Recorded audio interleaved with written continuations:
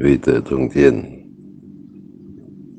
Saya akan melanjutkan pembahasan tentang delapan keimanan. Pertama sudah saya jelaskan, yaitu Jing Jin Huang Tian, Jing Jin Huang Tian, atau Jing Jin Huang Tian, percaya dengan Tuhan yang Maha Besar. Nomor dua, Jing Jun Watek atau Jing Jin Jete.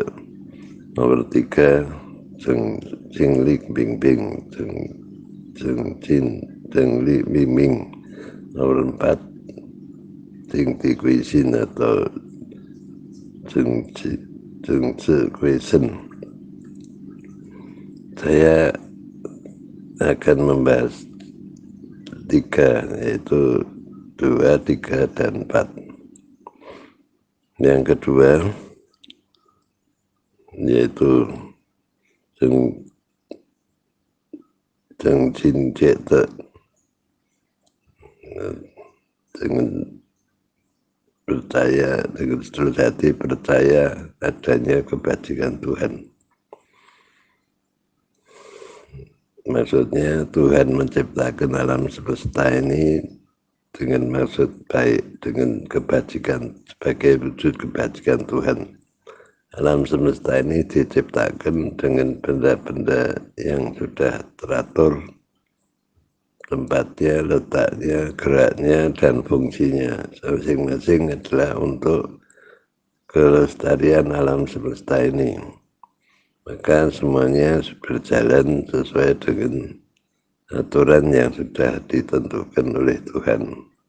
Bintang-bintang, planet, bulan, datar, semua bumi itu semua bergerak sesuai dengan orbitnya dan tidak terjadi tabrakan atau benturan, sehingga sekian ratus juta atau miliar tahun bumi alam semesta ini tetap berjalan sesuai kebajikan Tuhan. Jadi penciptaan Tuhan terhadap alam semesta ini dengan tujuan yang baik dan mulia, bukan untuk menghancurkan bumi dan isinya, termasuk manusia. Itu yang disebut dengan kebajikan Tuhan. Nomor 3, yaitu Jing Li Ming Ming, dengan seluruh hati percaya untuk menegakkan firman Tuhan. Jadi Tuhan itu memberikan firman pada manusia untuk hidup di dunia. Orang hidup di dunia ini oleh karena firman Tuhan, bukan kehendaknya sendiri.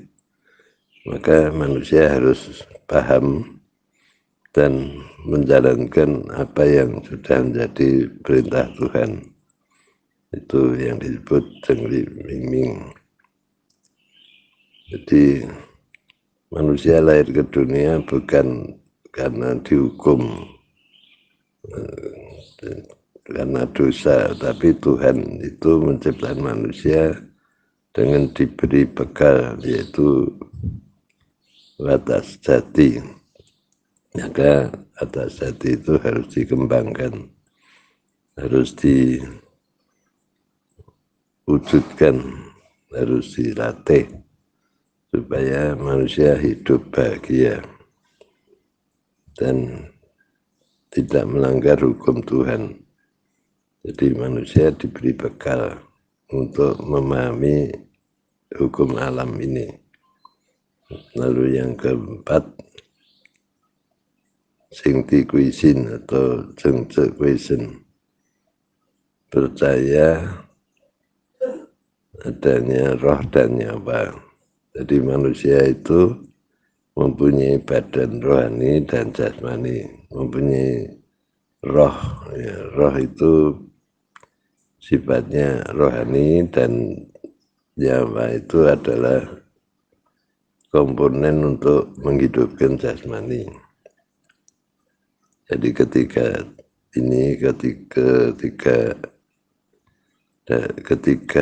dari kedelapan keimanan, yaitu nomor 2, nomor 3, dan nomor 4 ini merupakan satu kesatuan yang perlu dipahami bersama. Manusia hidup di dunia seperti sudah disebutkan tadi, bukan sebagai menjalani hukuman atau alam hidup ini sebagai satu tempat penderitaan. Manusia hidup di dunia ini sudah dibekali dengan kebajikan, dengan roh dan nyawa, dan semuanya itu bekal yang perlu dikembangkan, perlu dilatih. Oleh karena itu harus dipahami dulu apa itu. Ya, kalau Tuhan memberikan kebajikan dan batas hati, maka pada manusia diberikan roh. Nah, roh itu isinya apa? Roh itu disebutkan ada 4 unsur, yaitu Ji, Linghun. Ji itu energi. Jadi roh itu mempunyai ji, punya energi. Kalau tidak ada energinya, maka roh itu tidak berdaya. Nah, sen sama ji, sen itu roh, sen sama ji itu tidak bisa berpisah ya. Jadi pada ibaratnya satu benda harus dia punya kekuatan yang ada di dalam dirinya. Maka sen dan ji itu tidak bisa pisah. Nah, orang nyebutnya kendaraan, ji itu kendaraan, sen itu ya kekuatan yang punya kendaraan, punya wadah ya. Itu sen dan ji. Kemudian ada linghun. Linghun itu kesadaran. Orang nyebutnya ling itu kesadaran ke dalam, dan hun itu kesadaran keluar ya. Maka setelah manusia atau roh itu masuk ke dalam tubuh manusia, dalam tubuh janin, roh itu menciptakan komponen baru yang namanya po, ya, itulah nyawa yang bisa menghidupi jasmani itu. Nah, kalau jasmani, kalau po-nya tidak ada, maka jasmani tidak bisa tumbuh, tidak bisa berkembang jadi manusia dewasa. Nah, po itu berisi, karena berkaitan dengan jasmani, maka dia menguasai emosi dan nafsu. Jadi manusia punya roh ya, yang terdiri dari ji, linghun, dan kemudian menciptakan po, maka terjadilah manusia yang punya 2 unsur, rohani dan jasmani. Nah, kedua unsur ini harus kerjasama, saling membantu, sehingga manusia bisa hidup sejahtera dan kuat. Ling sama hun itu mengendalikan emosi dan nafsu ya. Meskipun po itu adalah satu komponen baru yang diciptakan oleh sen atau roh, tetapi harus bekerja sama, yang di bawah kendali dari roh ya. Sebab yang namanya po itu atau nyawa itu mempunyai fungsi untuk mempertahankan hidup jasmani. Ya, orang bisa lapar, nah, maka dia perlu makan. Orang bisa haus, maka dia perlu minum dan sebagainya. Jadi manusia punya kemampuan untuk menghidupi jasmaninya karena adanya po tadi dan adanya emosi. Emosi itu dalam po itu adalah untuk menjaga keselamatan hidup manusia. Orang bisa takut, bisa marah. Ya, kalau dia takut, dia menyelamatkan diri.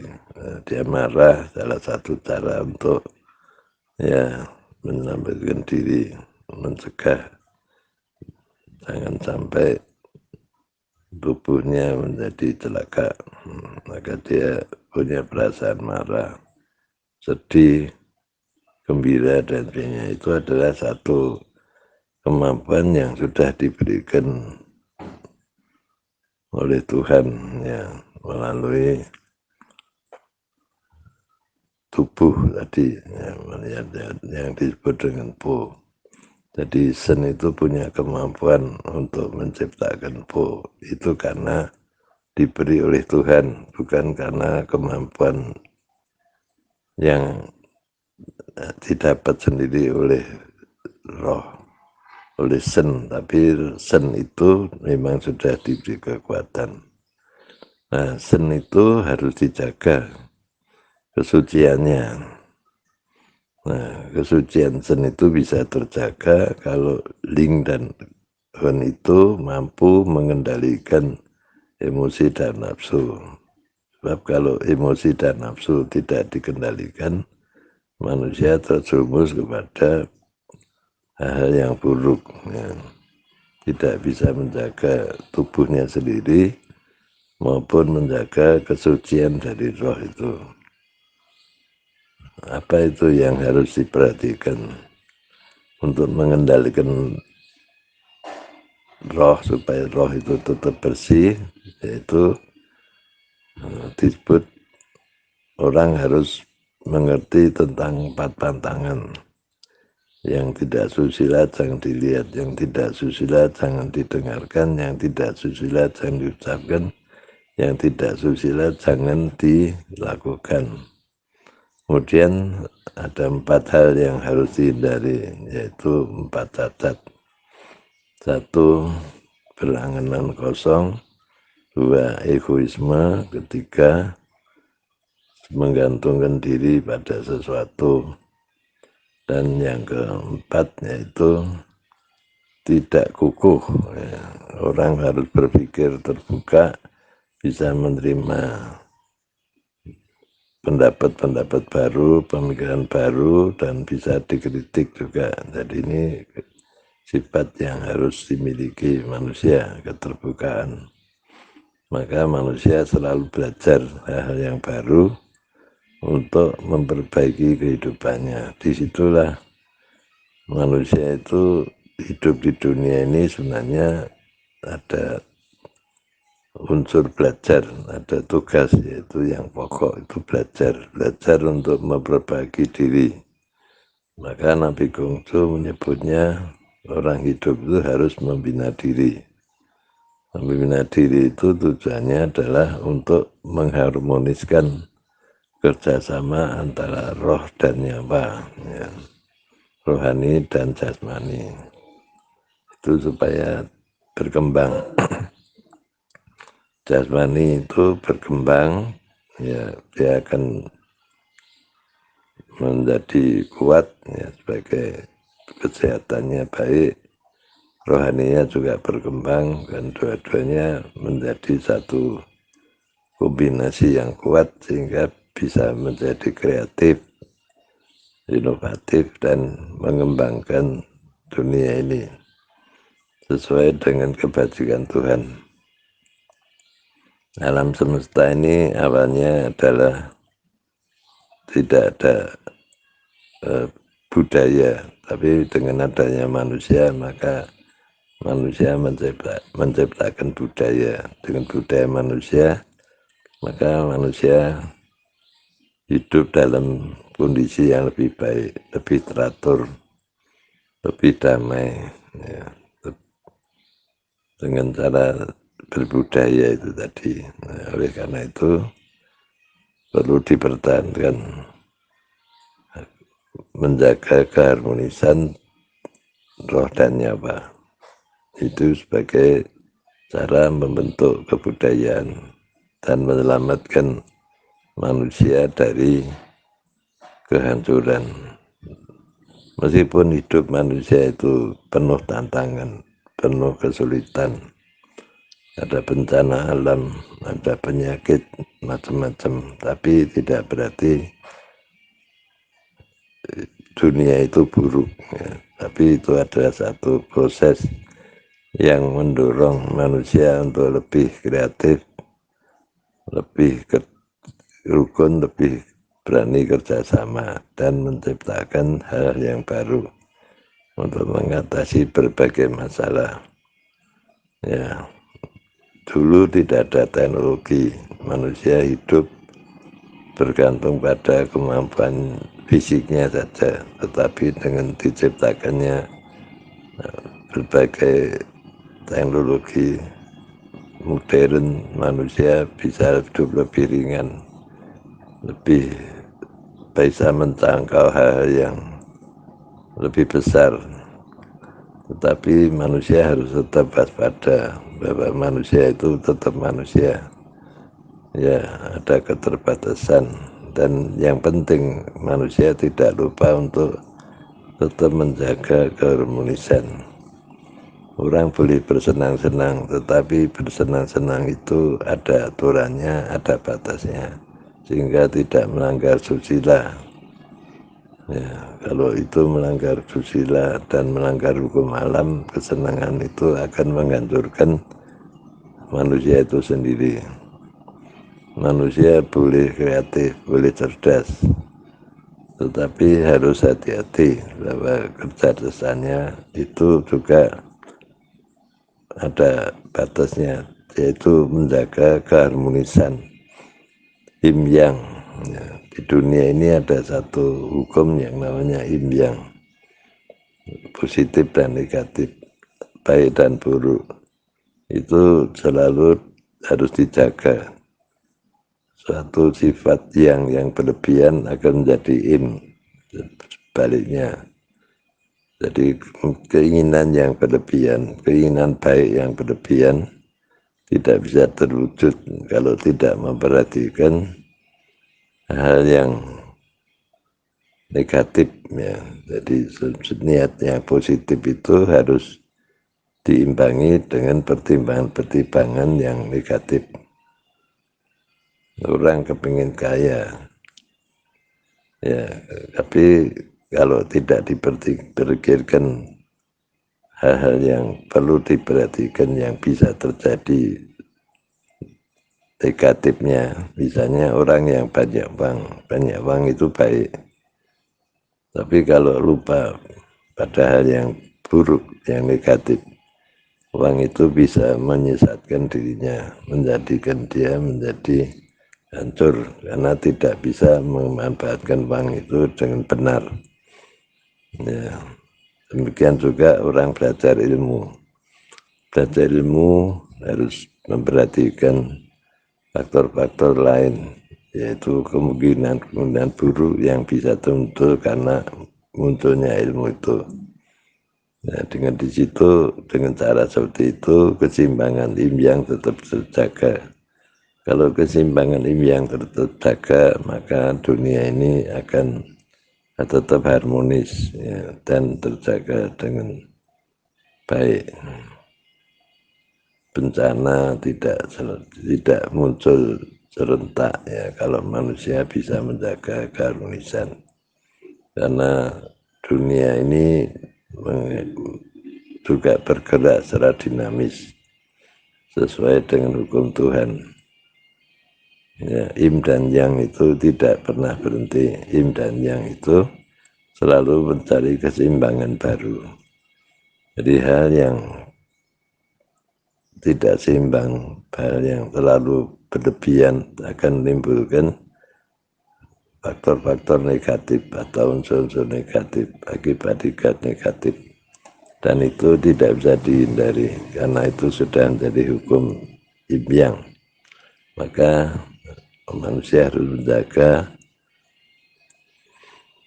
keseimbangan yin dan yang, baik dalam sosial, dalam politik, dalam budaya, dalam ilmu alam, dalam kesehatan, dalam segala kegiatan manusia. Ya, yin dan yang. Dalam politik misalnya, orang harus menjaga keseimbangan kekuatan politik yang ada supaya tetap lestari, keseimbangan itu dijaga. Dalam faktor kesehatan, maka keseimbangan juga harus dijaga. Orang boleh olahraga tapi tidak berlebihan. Dalam makanan, orang juga boleh makan enak, tetapi makanan enak itu pun harus ada ukurannya, tidak berlebihan. Bahkan orang tidur pun tidak boleh berlebihan, harus ada waktu secukupnya untuk tidur dan bangun pada waktunya. Semuanya itu harus dijaga keseimbangan, karena keseimbangan yang goyah akan menjadikan gejala yang tidak baik. Ya. Ibarat ombak ya, di laut itu karena mencari keseimbangan. Kalau keseimbangan tidak muncul, maka terjadi ombak yang besar untuk mencapai keseimbangan kembali. Nah, itulah kehidupan ya, yang utama adalah menjaga keseimbangan, ya, khususnya keseimbangan rohani dan jasmani. Wita Tongtian Sancai.